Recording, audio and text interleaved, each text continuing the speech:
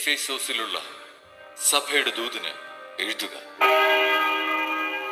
വലത്തു കൈയിൽ 7 നക്ഷത്രങ്ങൾ വഹിച്ചുകൊണ്ട് 7 സ്വർണ്ണ ദീപപീഠങ്ങൾക്ക് മധ്യേ നടക്കുന്നവൻ ഇപ്രകാരം പറയുന്നു: നിന്റെ പ്രവൃത്തികളും പ്രയത്നങ്ങളും, ക്ഷമാപൂർവമായ ഉറച്ചുനിൽപ്പും ദുഷ്ടരോടുള്ള സഹിഷ്ണുതയും ഞാൻ മനസ്സിലാക്കുന്നു.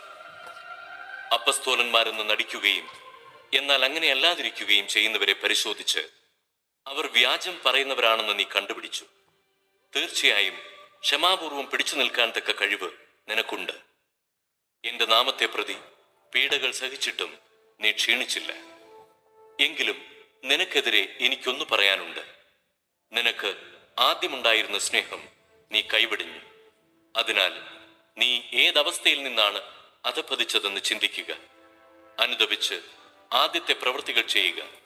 അല്ലെങ്കിൽ ഞാൻ നിന്റെ അടുത്ത് വരികയും നിന്റെ ദീപപീഠം അതിന്റെ സ്ഥലത്ത് നിന്ന് നീക്കിക്കളയുകയും ചെയ്യും. എന്നാൽ നിനക്ക് ഈ ഗുണമുണ്ട്: നിക്കോളാവോസ് പക്ഷക്കാരുടെ ചെയ്തികൾ നീ വെറുക്കുന്നു. അവ ഞാനും വെറുക്കുന്നു. ആത്മാവ് സഭകളോട് അരുളി ചെയ്യുന്നത് ചെവിയുള്ളവൻ കേൾക്കട്ടെ. വിജയം വരിക്കുന്നവന് ദൈവത്തിന്റെ പറുദീസായിലുള്ള ജീവവൃക്ഷത്തിൽ നിന്ന് ഞാൻ ഭക്ഷിക്കാൻ കൊടുക്കും.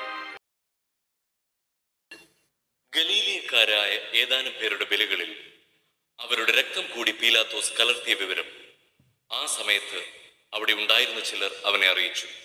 അവൻ ചോദിച്ചു: ഇവയെല്ലാം അനുഭവിച്ചതുകൊണ്ട് അവർ മറ്റെല്ലാ ഗലീലിയക്കാരെക്കാൾ കൂടുതൽ പാപികളായിരുന്നുവെന്ന് നിങ്ങൾ കരുതുന്നുവോ? അല്ല എന്ന് ഞാൻ പറയുന്നു. പശ്ചാത്തപിക്കുന്നില്ലെങ്കിൽ നിങ്ങളെല്ലാവരും അതുപോലെ നശിക്കും.